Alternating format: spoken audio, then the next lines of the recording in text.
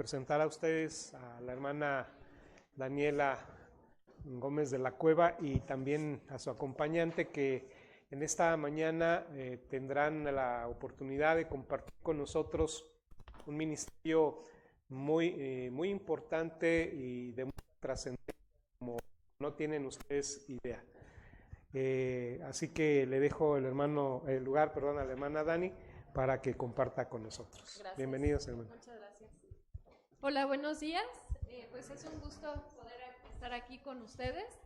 El estar aquí pues me trae muchos recuerdos de la época de jóvenes que teníamos aquí, luego el aniversario de las uniones de jóvenes, todo. Entonces pues me da mucho gusto poder compartir aquí con ustedes en la iglesia.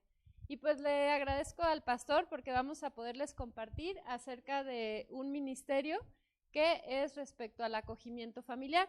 No sé si ustedes habían escuchado esto, qué es esto del acogimiento familiar, pero bueno, venimos a platicarles que hoy en día en nuestro estado pues es una realidad. ¿Qué significa esto del acogimiento familiar? Si le pueden dar a la que sigue. Tiene que ver con el cuidado temporal de niños, niñas y adolescentes. ¿Sabían que aquí en Michoacán, bueno, en Morelia, tenemos alrededor de 350 niños que están en las instituciones, es decir, en las casas hogar? La gran mayoría de estos niños, cuando pensamos en un niño de casa hogar, pensamos que son niños que son huérfanos, que no tienen familia, pero la realidad es que la mayoría de estos niños sí tienen familia, pero están ahí para ser protegidos, ¿sí? Porque han vivido violencia, han vivido abuso, han vivido negligencia, muchas cosas. Y eso hace que necesiten estar dentro de las casas hogar. Sin embargo, cada vez hay más investigación, hay más estudios que demuestran que una casa hogar, aunque puede ser un lugar para proteger al niño en ese momento, no es un lugar para que vivan a largo plazo. ¿Y qué sucede con los niños que están en casa hogar? Pues crecen ahí, están desde chiquitos y crecen ahí, y de repente llegan a la mayoría de edad, y pues qué bueno que estuviste aquí, pero van para la calle con las pocas herramientas que dentro de la casa hogar pudieron tener. No hablo que la casa hogar les den un maltrato o no los atiendan, pero nunca va a ser lo mismo estar en una institución que poder vivir en familia. Entonces, el acogimiento familiar precisamente es eso. La que sigue, por favor, se da la oportunidad de que familias podamos levantar la mano por estos niños y podamos cuidarlos de forma temporal en lugar de que estén creciendo en las casas hogar. Entonces, es justamente permitir que esté un tiempo en mi hogar, es abrirle las puertas de mi familia, enseñarle lo que es el amor, lo que es el cuidado, lo que es que se sientan que pertenecen, hasta que su situación legal se resuelva. ¿Por qué hablamos que es temporal? Porque el acogimiento no es adopción.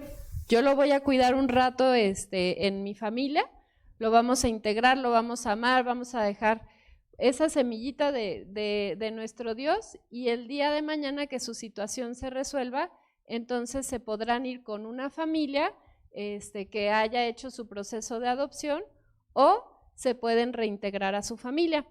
¿Qué significa que se reintegran a su familia? Bueno, que su familia hizo todo lo necesario. Puede ser que los retiraron, por ejemplo, por una situación de violencia por parte de uno de los papás, pero resulta que están los abuelitos o hay unos tíos o alguien que lo quiere cuidar, y ante las autoridades demuestra que lo pueden hacer, pues el niño puede regresar a su familia de origen, que cuando es un lugar sano y seguro es lo mejor que puede suceder.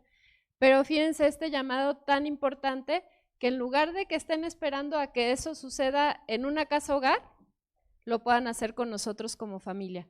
Entonces, eso es lo que es el acogimiento familiar. ¿La que sigue? Y bueno, somos parte de una organización que se llama Efecto Esperanza, The Hope Effect, y está en diferentes lugares, pero somos privilegiados de que sea una realidad aquí en Michoacán, que podamos estar aquí en Morelia, y en México está también en Sonora, en Honduras, está en Tailandia y en Camboya, pero lo importante es que aquí en Morelia podemos empezar a hacer la diferencia por estos niños. ¿La que sigue? Y bueno, ¿qué hemos visto? ¿Qué beneficios trae? Aunque es algo que hacemos por los niños, ¿sí? Imagínense a un niño que crece en familia, desde lo físico es increíble el cambio que se da de estar en la institución a estar en una familia, a todo lo emocional. Cuando vives en familia, algo que hacemos de manera natural es entre nosotros, nos amamos, nos decimos que nos importamos entre unos y otros, vemos por nuestro bienestar, por nuestra salud física, emocional, espiritual. Entonces, eso es un beneficio que tenemos, que les podemos dar a los niños, que ellos se sepan amados.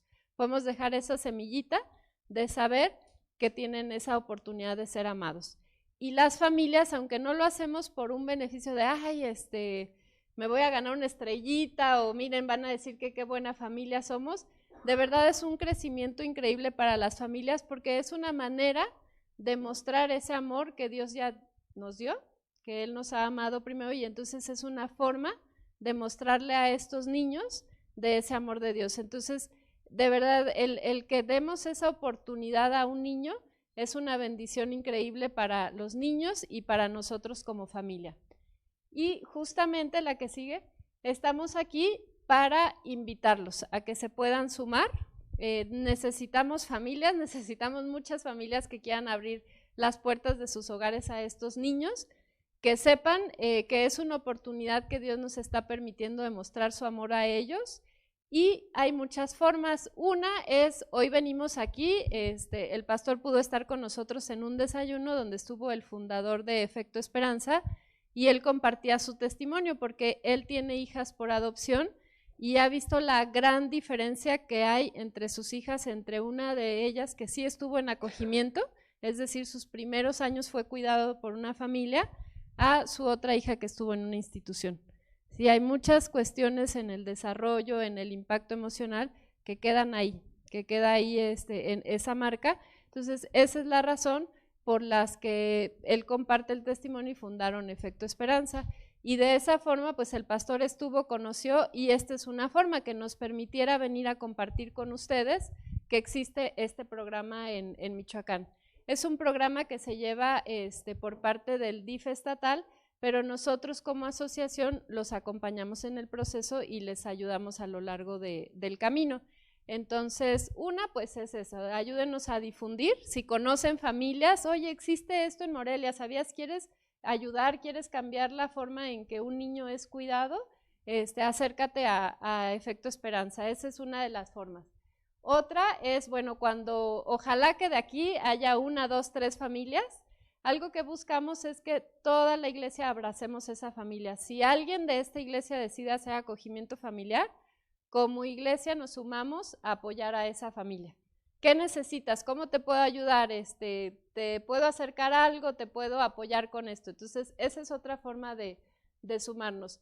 Otra es ofreciendo los servicios. De pronto tuvimos, por ejemplo, un pediatra que nos dijo, yo voy a ayudarles atendiendo a los niños que estén en acogimiento.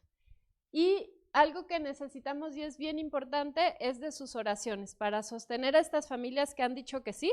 Las fotos que vieron son familias de Morelia que ya dijeron que sí, son niños que estuvieron en acogimiento, ellos ya salieron del acogimiento y algunos se fueron en adopción y otros regresaron con sus familias, pero necesitamos soportar a esas familias con nuestras oraciones y también al equipo que, bueno, aquí estamos con Eri, para que podamos acercarnos a las familias correctas, que podamos guiarlos de la manera correcta, y que Dios siga abriendo los corazones de nuestras autoridades para que esto sea una realidad cada vez para más niños, en lugar de que estén ahí esperando, que puedan contar con el amor de una familia. Entonces, esas son las maneras de sumarse. Al final vamos a estar aquí atrás para que se acerquen, les demos más información. Todo suma. Pueden, no porque se acerquen es, ya voy a ser familia de acogimiento, es conocer más y que nos permitan platicarles más en cortito de lo que se trata este programa. Entonces, ojalá que Dios ponga en sus corazones esta semillita de poder ayudar a los niños en esta etapa de vida en donde sus corazones son tan fértiles para recibir esta semilla, para conocer del amor de Dios y que de verdad podamos hacer las diferencias en sus vidas.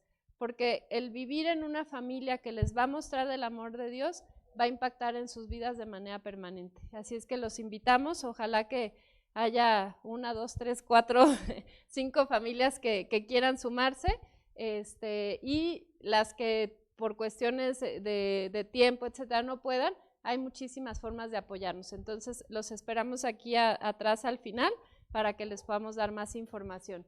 Y bueno, aquí vienen todas las redes para que puedan conocer un poco más de lo que estamos haciendo.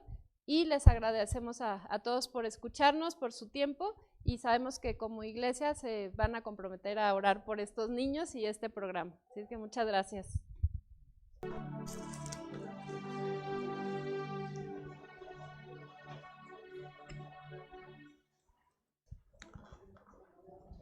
Les invito, hermanos, para tener su Biblia en la carta a los Romanos, en el capítulo 14. Romanos capítulo 14, y los versos que vamos a tomar como base para nuestra reflexión en esta mañana están en los versículos 17 y 18. Romanos 14, 17 y 18. Dice la palabra de Dios: porque el reino de Dios no es comida ni bebida, sino justicia, paz y gozo en el Espíritu Santo. Porque el que en esto sirve a Cristo agrada a Dios y es aprobado por los hombres. Padre, pedimos que sigas ministrando nuestra vida ahora en este momento de una manera muy especial desde tu santa palabra, Señor. Habla a nuestro corazón, danos entendimiento, permítenos, Señor, asimilar tu verdad, pero por el mismo poder de tu Espíritu, llevarlo, Señor, a práctica en aquellas áreas de nuestra vida que sean necesarias. En el nombre precioso de Jesús te lo pedimos. Amén. Vivimos en un mundo, hermanos, en donde hay muchas cosas que reclaman nuestra atención, ¿verdad? Yo estaba, no sé cuántos de ustedes tienen por ahí en sus teléfonos una aplicación que de alguna manera les va diciendo el tiempo que ustedes utilizan en estar en el WhatsApp o en el Facebook o en Instagram o alguna otra de las redes. Y yo me sorprendí, ¿verdad? Hace rato cuando me abrí el celular y me dijo que yo he utilizado 1 hora 41 minutos más en esta semana que en semanas anteriores el teléfono, ¿verdad? Hay cosas que demandan mucho nuestra atención el día de hoy. Y sin embargo, muchas de estas cosas no son importantes. Muchas de estas cosas no son urgentes. Y cuando nosotros no damos lugar ni a lo importante ni a lo urgente, ¿verdad? Dice Stephen Covey, ¿verdad? En su libro de la gente altamente efectiva, es que nos volvemos completamente inefectivos, ¿verdad? Cuando no atendemos ni lo importante ni lo urgente. El problema es que conforme va avanzando nuestra edad, ¿verdad? Y nos hemos ocupado tantos años en cosas intrascendentes, cuando llega un momento en que volteamos hacia atrás en nuestra vida y vemos todas aquellas oportunidades que nosotros dejamos pasar por hacer caso a cosas que no eran importantes, que no eran urgentes, entonces sin duda que nos sentimos frustrados, impotentes, y por otro lado, bueno, hay muchas personas que lamentablemente viven los últimos años de su vida sumidos en una profunda amargura. Este autor, Stephen Covey, también junto con otros 2 autores, escribe un libro que se titula Primero lo Primero, y tiene un capítulo muy significativo que tiene ese título.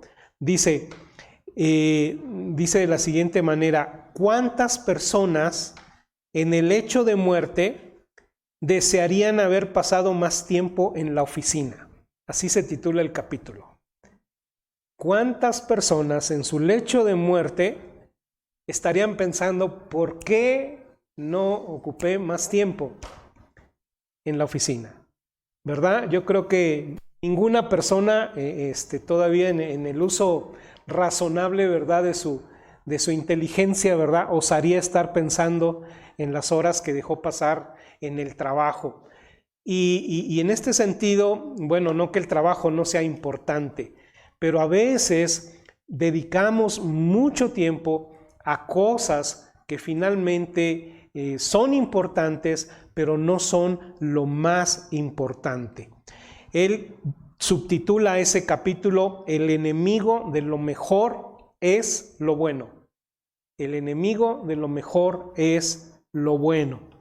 Así que, y cito ya una última frase de este libro, dice: creo profundamente que si atendemos todo otro deber y responsabilidades de la vida y somos negligentes con nuestra familia, sería como estar tratando de levantar las sillas en la cubierta del Titanic durante su hundimiento. Todos, hermanos, quizás conocemos a personas que en algunas esferas de la vida han sido exitosas, pero que en las cosas realmente importantes fracasaron. Hay un ministerio que se llama, quizás usted ha escuchado, World Vision, Visión Mundial. Este ministerio nació como un organismo cristiano, ¿verdad? Una entidad cristiana. Bueno, su fundador fue un hombre que Dios usó, ¿verdad? Para poder levantar este ministerio que ha ayudado a muchas personas alrededor del mundo. Lamentablemente, este hombre, ¿verdad?, dedicó mucho tiempo al trabajo, pero descuidó su familia. Y entonces este hombre perdió a su esposa, se divorció y una de sus hijas se suicidó. Al final de sus días, bueno, la empresa o el ministerio tuvo que pedirle su renuncia porque él había tenido una actitud de no saber relacionarse bien con el personal. Y el mismo ministerio que él había fundado dio su renuncia. Una persona, ¿verdad?, que pudo tener mucho éxito, ¿verdad?, en esta esfera de levantar un ministerio como este, pero fracasó en otras que eran más importantes. ¿Me explico? Esto lo podemos ver en el caso de muchos pastores que dedican mucho, todo el tiempo, ¿verdad?, a atender las necesidades de la iglesia, pero descuidan algo que es muy importante: su relación conyugal, su relación con sus hijos. Hace varios años mi suegro estaba platicando con un hijo de pastor, un hijo de un siervo de Dios que había caído en las drogas, y cuando estuvo platicando con él, el joven le decía: es que la iglesia siempre tuvo pastor, pero yo nunca tuve un papá. Descuidamos a veces, hermanos, lo que es más importante. Y creo que todos nosotros, aunque ustedes no sean pastores, ¿verdad?, pueden estar haciendo cosas que son buenas, pero tal vez descuidando las cosas que son más importantes. A nivel de iglesia, a nivel de comunidad, también podemos experimentar este tipo de situaciones.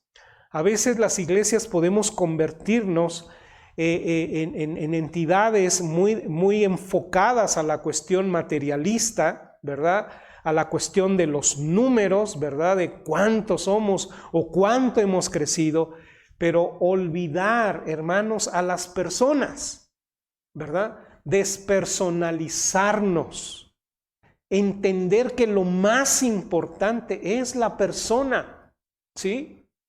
Tal vez, ¿verdad?, no sé, yo entiendo que lo que tenemos aquí ha costado dinero, pero ¿qué decir, por ejemplo, de que pudiera visitarnos una familia con un niño tal vez que viene por primera vez y que tal vez empieza a hacer cosas que nosotros sabemos que no se deben hacer en una banca, como rayar, y tal vez nosotros, en aras, ¿verdad?, de proteger lo material, tal vez pudiéramos pisotear la personalidad? Y en ese sentido, hermanos, creo que nosotros debemos aquí aplicar este principio. ¿Qué es lo más importante? Ciertamente debemos cuidar lo material, pero lo más importante son las personas. Eso es lo que nosotros debemos tener en cuenta, Porque a final de cuentas, hermanos, cuando estemos en la presencia de Dios, cuando Dios demande razón de nosotros, Él nos va a preguntar por esas cosas que son más importantes. Así que es fácil entrar en disputas en temas menores y olvidar, ¿verdad?, las cosas que son importantes. ¿Por qué menciono esta introducción en este sentido? Bueno, porque el apóstol Pablo ha estado hablándonos en este capítulo número 14 de algo que es bueno, que nosotros como cristianos tenemos. Esto es la libertad en Cristo Jesús. Esto es algo muy bueno, algo positivo que ocurrió, ¿verdad?, con el cumplimiento de la obra de Cristo Jesús, es que la ley mosaica en muchos de sus aspectos quedó obsoleta, quedó hecha a un lado. Por ejemplo, en lo que tiene que ver con la cuestión de la alimentación. Usted sabe que los judíos debían tener una dieta bastante estricta, no debían comer ciertos alimentos, no debían tomar ciertas comidas producto de animales. Pero cuando llega el Evangelio, entonces hay muchos que entienden que el Señor ha quitado este yugo y ahora ellos pueden comer porque tienen libertad en Cristo. Pero entonces empezó a haber un conflicto entre los que querían ejercer su derecho a ser libres y no tomaban en cuenta la debilidad del hermano que todavía se consideraba, ¿verdad?, como falto delante de Dios si comía, por ejemplo, un taco de carnitas, ¿no? El otro hermano, ¿verdad?, decía, ay hermano, pues ¿qué no te has dado cuenta de la libertad que tenemos en Cristo? Y entonces muchos de los que no comían carnitas, pues ahí le empezaban a dar una mordidita al taco de carnitas, pero traicionando su conciencia. Y entonces el principio aquí es este. ¿Qué es lo más importante? ¿Qué es lo más importante? Y Pablo nos ha estado diciendo que lo más importante que la libertad que tenemos en Cristo es el amor que nos debemos tener los unos por los otros. Este es el marco de la enseñanza que nosotros vemos en este capítulo número 14. Así que ahora en los versículos números 17 y 18, Él nos va a explicar qué es lo más importante. ¿Qué es lo más importante? ¿En qué debemos estar enfocados? ¿Y cómo podemos nosotros evaluar en nuestra propia vida si estamos llevando a cabo lo que es importante ante los ojos de Dios y lo que es importante para beneficio de los que nos rodean?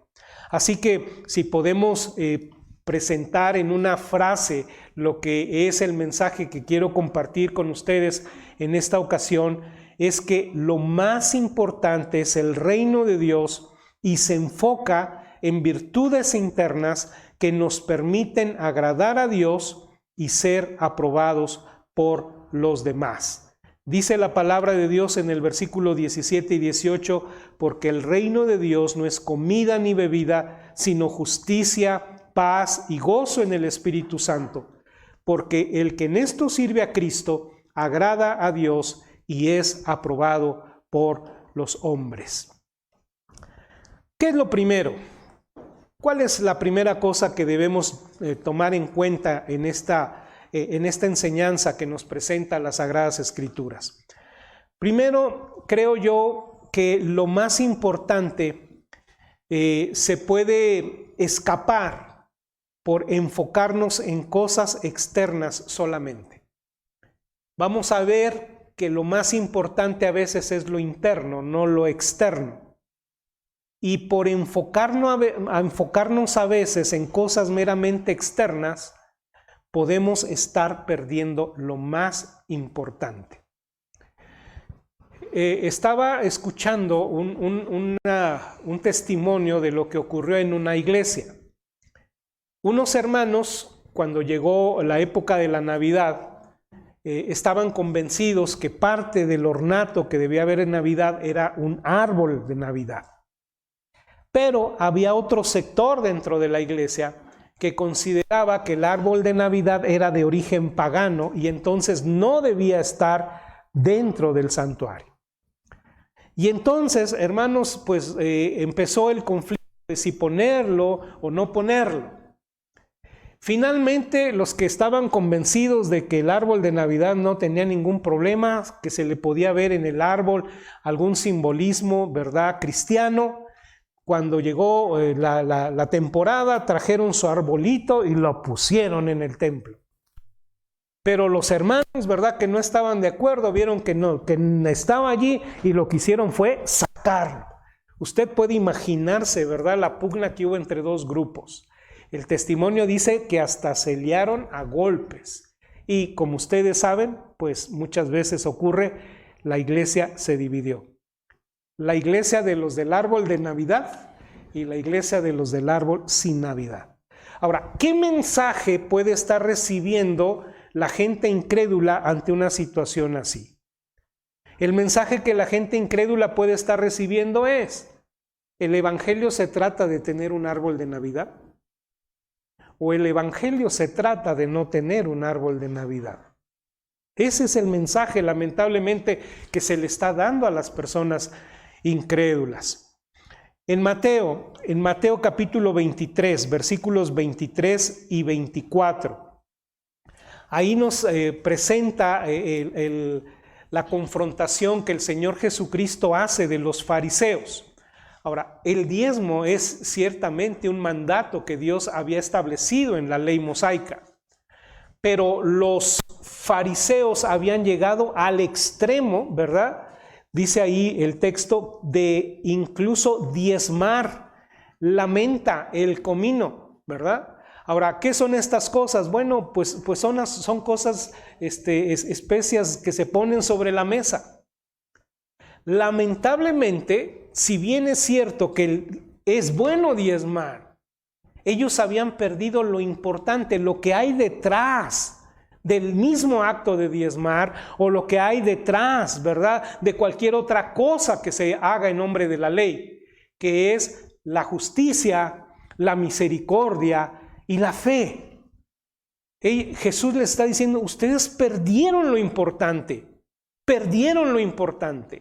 se han enfocado en otras cosas. Otro ejemplo, nosotros lo tenemos en ese mismo grupo de líderes religiosos. ¿Se acuerdan cuando llevaron a Jesús delante de Pilato? Dice la palabra de Dios allá en Juan capítulo 18, verso 28, que los líderes judíos no quisieron entrar a la casa de Pilato. ¿Por qué razón? Porque ellos consideraban que pisar las baldosas de esa casa de un pagano los iba a contaminar, y al contaminarse no iban a poder comer de la Pascua. Pero qué absurdo. Por un lado ellos dicen: bueno, no me voy a contaminar, ¿verdad?, para poder comer la Pascua, pero por el otro lado están pidiendo la ejecución del mismísimo Hijo de Dios. Estaban perdiendo lo importante. Ahora, aquí hay una gran advertencia, ¿verdad? Hay una gran advertencia para todos nosotros.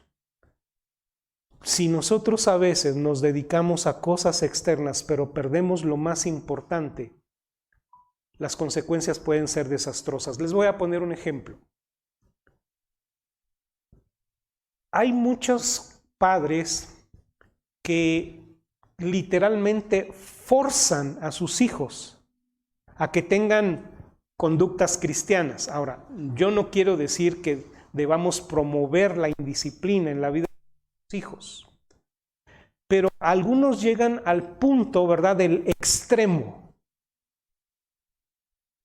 pero nunca les explican a los hijos lo que es la esencia del evangelio. Y la esencia del evangelio es una relación personal con Dios.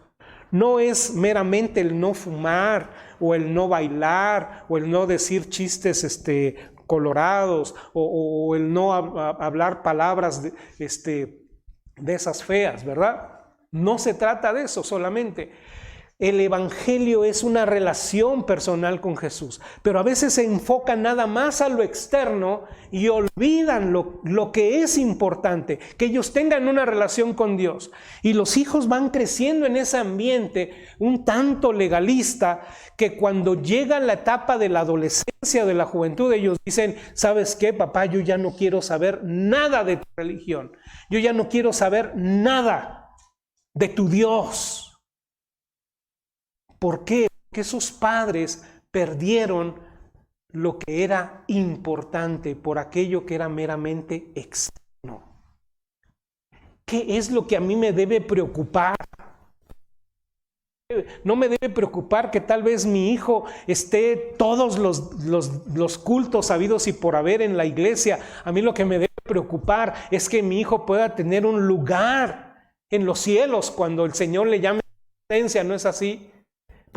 ¿Qué me sirve ver a mi hijo todos los días forzado aquí sentado en el templo o haciendo cosas tal vez? No, hijo, tú tienes que leer forzosamente la Biblia, pero no comunicarle la esencia del evangelio, repito, que es una relación personal de salvación con Dios. Así que preguntémonos, ¿qué es lo principal? Y entonces en este primer punto, lo más importante se puede escapar por enfocarnos en las cosas externas solamente. El pasaje nos dice que lo más importante es el reino de Dios. Eso es lo que nos está diciendo. Y llama la atención el uso del reino de Dios por parte de Pablo en esta carta a los Romanos, porque es la única vez que hace mención. Pablo en todas sus cartas menciona alrededor de 14 veces el reino de Dios. Pero el reino de Dios solamente es mencionado una sola vez en la carta a los Romanos. Así que, ¿qué tiene que ver el reino de Dios aquí? ¿Qué tiene que ver el reino de Dios? Y entonces, pues tenemos que hacernos otra pregunta. ¿Qué significa el reino de Dios? Sabemos que todo reino requiere un rey, un soberano. Y en el reino de Dios, Dios tiene el gobierno y la autoridad. Así que cuando nosotros hablamos del reino de Dios, de lo que nosotros estamos hablando es de la autoridad y el gobierno divino que Dios ha dado al Hijo. Vamos a Lucas capítulo 22, por favor, y versículo número 29. Lucas capítulo 22 y verso número 29. Dice: yo pues os asigno un reino como mi Padre me lo asignó a mí. En el reino de Dios, Dios ha asignado al Hijo para que tome la autoridad y el poder. Él es el Rey del reino.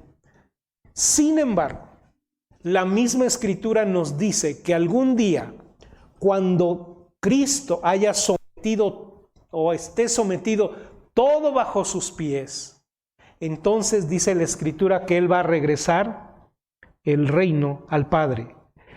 Vea por favor conmigo Primera de Corintios capítulo 15. Primera de Corintios capítulo 15, versículos 24 al 28. Dice así: luego el fin, cuando entregue el reino al Dios y Padre, cuando haya suprimido todo dominio, toda autoridad y potencia, porque preciso es que Él reine hasta que haya puesto a todos sus enemigos debajo de sus pies. Y el postrer enemigo que será destruido es la muerte, porque todas las cosas las sujetó debajo de sus pies. Y cuando dice que todas las cosas han sido sujetas a Él, claramente se exceptúa aquel que sujetó a Él todas las cosas.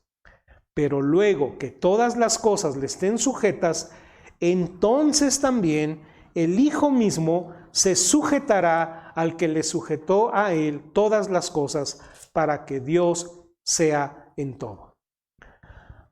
Así que este es el designio de Dios en lo tocante al reino. Ahora, sabemos nosotros que en el tiempo presente los seres humanos estamos en una de dos esferas. O estamos en el dominio de las tinieblas bajo la potestad de las tinieblas o estamos nosotros bajo el reino de Dios, sujetos a su Hijo? Son las dos únicas opciones que el ser humano tiene. No hay tal cosa, ¿verdad?, como estar al mismo tiempo en los dos lugares. O se está bajo el reino de las tinieblas o se está o bajo el reino de Dios. Ahora, hay una cosa muy interesante que nos revela Colosenses, y es que este acto de pasar de un reino al otro no es algo que nosotros podemos hacer por nuestra capacidad. Es algo que Dios ha hecho por nosotros. Vea por favor lo que nos dice Colosenses capítulo 1 y versículo número 13. Dice la palabra de Dios de la siguiente manera: el cual, hablando del Padre, nos ha trasladado de la potestad de las tinieblas y trasladado al reino de su amado Hijo. ¿Ve usted entonces que este es un acto de Dios? A lo mejor usted se vanagloriaba y decía: yo qué sabio fui cuando acepté a Cristo como Salvador y Señor, y cuando entonces pude considerarme un ciudadano del reino de Dios. Hermanos, en ninguno de nosotros hay tal sabiduría. Si nosotros hemos sido trasladados al reino de Dios, ha sido porque el Padre, en su gracia y misericordia, nos ha trasladado y ahora estamos en su reino. Entonces, hermanos, el reino de Dios, podemos decirlo, existe ahora donde quiera que Jesús reina en el corazón de su pueblo, ese pueblo que se somete a su gobierno. La iglesia forma parte del reino de Dios. Por eso a mí me resulta difícil no ver a una iglesia que está comprometida con el reino, porque la iglesia es una agencia del reino. La iglesia local no es lo más importante, para que me explique mejor. Hay una agencia más grande, que es la agencia del reino de Dios. Cuando nosotros nos volvemos tan localistas que solamente, ¿verdad?, ahora sí que para mi molino, ¿verdad?, estamos perdiendo la perspectiva del reino. Yo aprendí esta lección hace muchos años.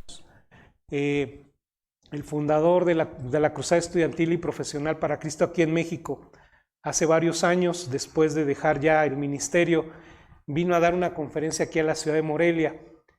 Y yo le escuché en muchas ocasiones, ¿verdad?, dar enseñanzas en mis tiempos de juventud, pero ya en ese entonces yo era pastor.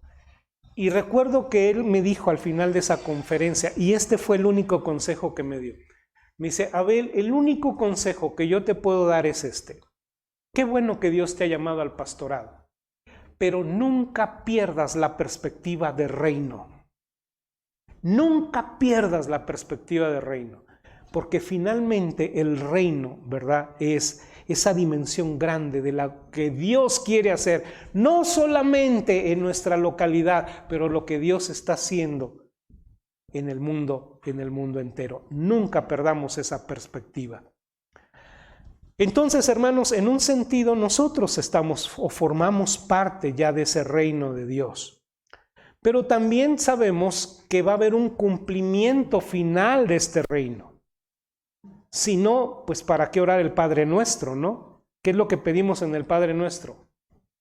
Venga a nosotros tu reino.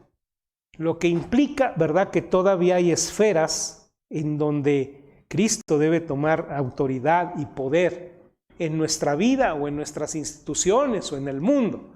Entonces hay un sentido de reino, ¿verdad?, de realidad de reino que está todavía en el futuro, ¿verdad? Pero entonces, ¿cómo podemos describir esto? Alguien ha dicho que es como un ya, pero todavía no, ¿verdad? Ya, pero todavía no. Quienes tal vez en algún momento dado de sus vidas profesionales recibieron alguna invitación de trabajo, estaba la promesa de trabajo, pero todavía no estaban en el trabajo, ¿verdad? Era un hecho, pero era un ya, pero todavía no. Esa es nuestra situación, hermanos, en torno al reino. Ahora, ¿cuándo se cumplirá este reino? Bueno, no sé si usted sea milenialista o amilenialista, ¿verdad? Si usted es milenialista, usted va a decir, ¿verdad?, que ese reino se cumplirá cuando Jesús venga por segunda vez y reine durante 1000 años aquí en la tierra para cumplir sus promesas a la nación de Israel. Después de esos 1000 años habrá una rebelión que será sofocada también y entonces pasaremos por la eternidad. Si usted es amilenialista, entonces usted es de las personas que simple y sencillamente en la segunda venida de Cristo, Cristo viene y todo esto hace ya la realidad plena del reino. Y entonces usted dirá, ¿y entonces los amilenialistas dónde dejan el milenio? Bueno, los amilenialistas piensan que el hecho de que usted y yo formemos parte de este reino ya de Dios nos hace parte ya de ese milenio. ¿Me explico? Estaríamos hablando ya de una práctica del milenio. Pero no quiero hacerlo bolas con esto. Simple y sencillamente quiero decirle que el reino tiene una consumación final. La pregunta entonces importante es, ¿formas parte tú de ese reino? Eso es lo más importante. No es si comes esto o no comes aquello. No es si bebes esto o bebes aquello. Sino la pregunta importante es, ¿formas tú parte del reino? Y entonces esto me lleva, hermanos, a la tercera y última parte de nuestro mensaje en esta mañana. Lo más importante, enfatiza aquello que consolida nuestra relación con Dios y con los demás.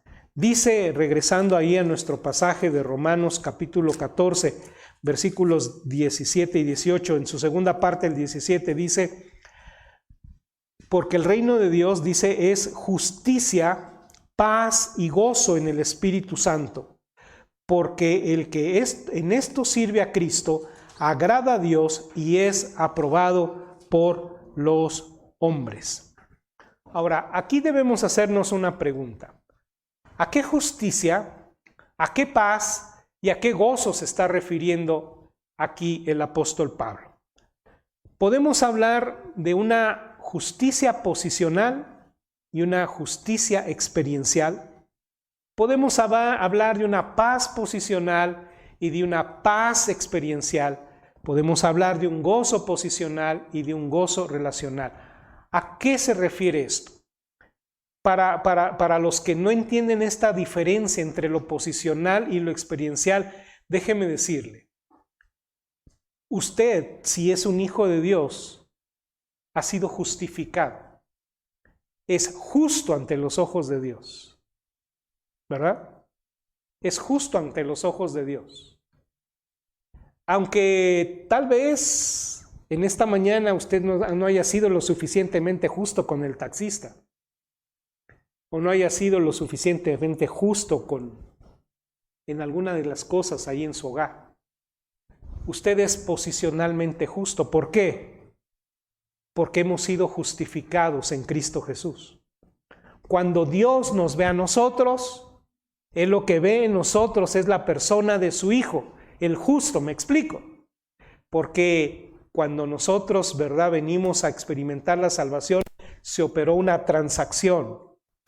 Nosotros dimos nuestra vida a Él, nuestros pecados y todo lo malo que nosotros somos, y Él nos dio su justicia. Esa es una justicia posicional.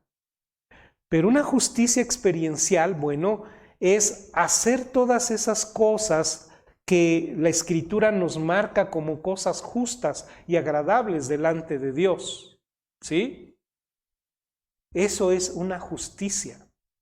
Justicia, por ejemplo, ¿verdad? Es, no sé, si alguien, voy a poner otra vez el ejemplo de alguien que nos prestó un servicio. A veces nosotros andamos regateando, ¿verdad?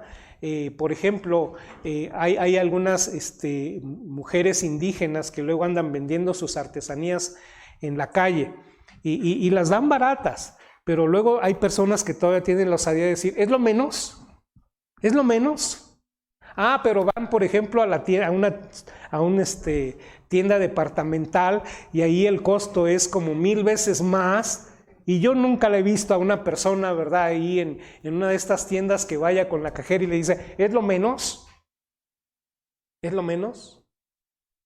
Justicia. La justicia experiencial es que yo pueda pues pagarle a la persona que trabajó eso, pues justamente, ¿verdad? Le costó su trabajo, es un arte. Eso es justicia experiencial. Bien, entonces, ¿a qué se está refiriendo? Y creo yo que por el contexto y lo que nos ha estado viniendo hablando Pablo, a mí me parece que están implícitas las dos cosas. Porque si nosotros estamos en una posición en Cristo Jesús, en justicia, en paz, en gozo, entonces esto se debe traducir en una vida experiencial de justicia, de paz y de gozo. Y tanto una como la otra son producto de la obra del Espíritu Santo en nuestra vida. Estas tres cosas producidas por el Espíritu Santo de Dios. Pero mire usted que estas tres cosas de alguna manera identifican nuestra permanencia en el reino de Dios. Esto es lo que nos identifica. Si yo soy justo y hago justicia, entonces esto da evidencia, da testimonio de que yo soy un hijo de Dios. Si yo decido vivir la vida en Cristo Jesús, entonces esto se va a traducir, por ejemplo, en que yo ya no voy a engañar, ya no voy a mentir, ya no voy a robar. Voy a ser justo. Y también se va a traducir en la experiencia de paz. La paz nos habla de una relación de amistad. ¿Recuerda usted lo que nos dice Romanos 5:1? Justificados pues por la fe, tenemos paz para con Dios. En otras palabras, estamos reconciliados con Dios, estamos en armonía con Dios. Pero esta paz que yo tengo en Dios también se va a traducir en la búsqueda de la paz o de las buenas relaciones con quienes, con mis semejantes. ¿Sí? Pablo nos exhorta, ¿verdad? Que en lo que dependa de nosotros, procuremos estar ¿qué? En paz con los demás. A veces no es posible. A veces va a haber compañeros en el trabajo que siempre nos van a querer pues poner el traspié, ¿verdad? O a burlarse o no sé qué cosa. Pero en lo que dependa de nosotros, dice la Escritura, debemos tener paz con Dios. Y lo mismo debemos decir del gozo. Ahora, ya el apóstol Pablo nos había hablado de esta experiencia allá en un capítulo anterior. Precisamente vamos a ese pasaje de Romanos 5, 1 y 2 para que podamos ver las tres cosas que está mencionando aquí también. Dice, justificados pues por la fe, justificados habla de justicia, tenemos paz para con Dios, el segundo elemento, y luego el tercero viene más adelante, por quien también tenemos entrada por la fe esta gracia en la cual estamos firmes y nos gloriamos en la esperanza de la gloria de Dios. Esta es otra forma de decir o hablar de ese gozo que tenemos en Cristo. El gloriarnos. Estas tres cosas se repiten, ¿verdad? En este pasaje. Entonces nos dice, de esto depende el reino de Dios. Esto es lo importante. Ahora, ¿cómo podemos aplicar todo esto? A final de cuentas, hermanos. Bueno, mire usted que estas dos cosas redundan en lo que es el más grande mandamiento y el segundo mandamiento en importancia. Dice el verso 18 y así termina, porque el que en esto sirve a Cristo agrada a Dios y es aprobado por los hombres. Ahora, ¿cuáles son los dos más grandes mandamientos? Primero es amar a Dios por sobre todas las cosas. El segundo es amar al prójimo. ¿Puede ver usted aquí la relación de estos dos conceptos? Agradar a Dios nos relaciona con amar a Dios. El poder ser aprobado por los hombres nos refiere al poder mostrar amor por nuestros semejantes. Ahora, es evidente que, lo decía yo, muchas veces los hombres no van a querer considerarnos como aprobados. Y si no, pues usted puede pensar en algunos de sus amigos religiosos que le ven a usted como un bicho raro, ¿verdad? Entonces uno dice, bueno, pero yo no estoy siendo aprobado. Pero ¿qué pasa si usted vive una vida de justicia? Si usted vive buscando la paz, si usted vive una vida de gozo, esa persona tarde o temprano va a decir, no, pues, este me gana, este es diferente, este tiene algo especial. Si tal vez no se lo dice, tal vez lo va a pensar. Y entonces va a ser usted aprobado por los hombres. Así que, les decía a manera de conclusión, ¿cómo puedo yo evaluar que algo es importante? Es realmente importante en lo que tiene que ver con mi relación con Dios y con mis semejantes. Introduzca estos 3 valores. ¿Es justo? ¿Contribuye a la mejor armonía en nuestra relación? ¿Conlleva el gozo? No solamente el mío, pero también de la persona que es objeto de mi consideración. Si las cosas que usted está haciendo se enmarcan en estas 3 cualidades, entonces usted está actuando correctamente. Pero si alguna de estas 3 cosas pudieran estar faltando, entonces probablemente usted está haciendo tal vez algo bueno, pero no necesariamente lo más importante. Concluyo haciendo una invitación. Lo más importante, si tú no eres salvo, es ser salvo.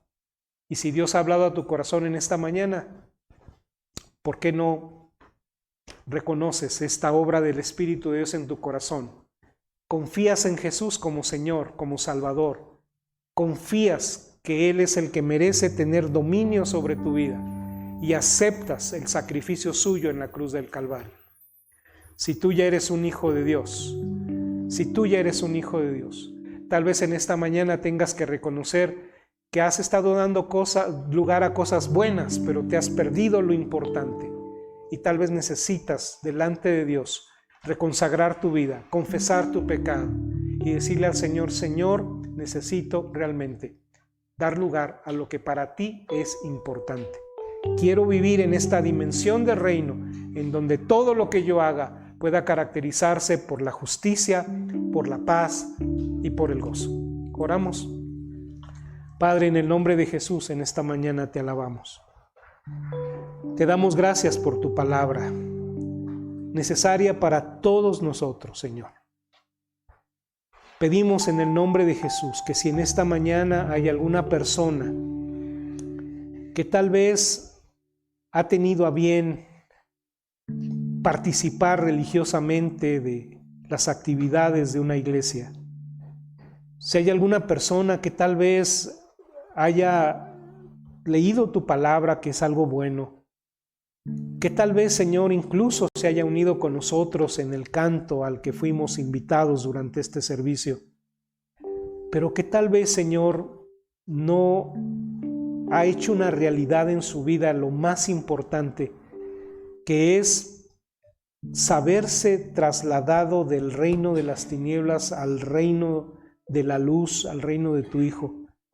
En el nombre de Jesús, yo pido que tu Espíritu Santo en esta mañana pueda estar ministrando su corazón y en lo profundo ahí de su ser, de sus pensamientos, ese Espíritu pueda estar llevándole a decir que de aquí en adelante habrá de poner su confianza completamente para salvación en la persona de tu Hijo, nuestro Salvador, Jesús. Pero también, Señor, oramos porque constantemente estamos siendo llamados en nuestra vida a descuidar lo que es importante. Nosotros mismos, Señor, somos tentados a ello. y debemos pedir perdón. Queremos pedirte en el nombre de Jesús que podamos quitar nuestros ojos de aquello que es meramente externo y que podamos ponerlo en lo que en esencia es importante. Padre, que en todo lo que nosotros seamos y hagamos, el reino se manifieste en nuestra vida, para gloria de tu nombre, en Cristo Jesús. Amén.